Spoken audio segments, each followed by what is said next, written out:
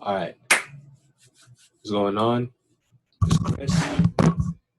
I got another video for you guys. This time is going to be what is the definition of a story? Now, I'm going to just break it down for you as simple as possible. For something to be a story, there must be an event that took place and a message behind it.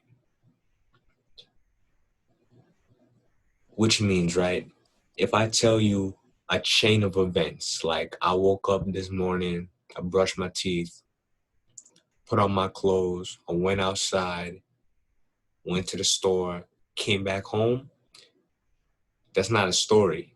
That's just a chain of events. So anytime a friend of yours be telling you, yo, let me tell you a story of what happened to me another day, that's not really a story. You're just telling a chain of events that happened. Even if you tell that chain of events out of order, it's still not a story. So even if I mess up the chain of events and I'm like, oh, I woke up, I put on my clothes, then I brush my teeth, right? It's still not a story because there's no message behind it. And that's the key thing that a story needs is a message. You gotta be able to say something about whatever events that happened. And it doesn't matter what the message may be, a good message, a bad message, love one another, don't trust everybody that you meet. Whatever you can think of as just like a message that you can say, like, hey, listen to me, this music is good, or buy my cereal, buy my products, advertisements, story, religion, politics, comedy, everything that we take in today, that we read, see, smell, look at, is a message of some sort. But just because it's a message doesn't mean it's a story. I'll give an example. If the message I'm trying to tell you is buy my cereal because it's more healthy than other cereal brands because it has less sugar, if I just tell you that, that's not a story. I just told you what I was trying to tell you. Now, if I said Billy ate healthy O's and healthy O's made Billy feel great compared to eating cheery O's, you could get a takeaway from that message being that healthy O's are better than cheery O's. And they're better because they made Billy feel great. Even though you don't get the direct message, you get the gist of the message that this cereal is healthier and will make you feel better than the other one. But again, if I just say it like a message, it's not really a story. And if I just say a chain of events, whether or not I said them in order, or even if they really happened or not, even if I make up a chain of events, you could completely lie to somebody, just BS an entire event that happened. Um, Yesterday, I flew to the moon.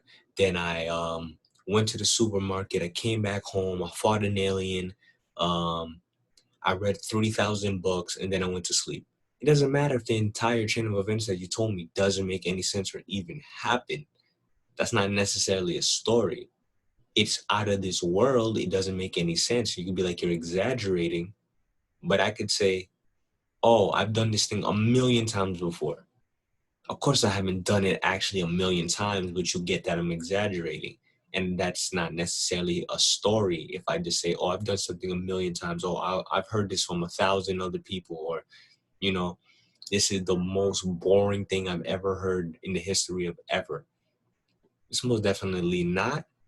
And again, you're just exaggerating or stretching events to make it sound cooler, probably, but that's not necessarily a story. Again, so a story is going to need both elements.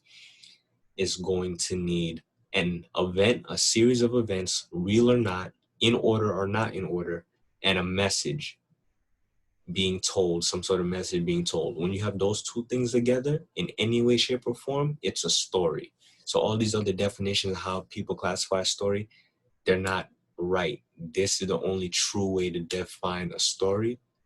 But tell your own version of the events, tell your own story about what you think the true definition of a story is. And try to prove me wrong. Use my methodology. Think about how you're coming up with your story and what you're trying to tell with it. Once you figure that out, let me know. This has been Chris Azir, 100 Agency, and get you guys next time. If I can end this.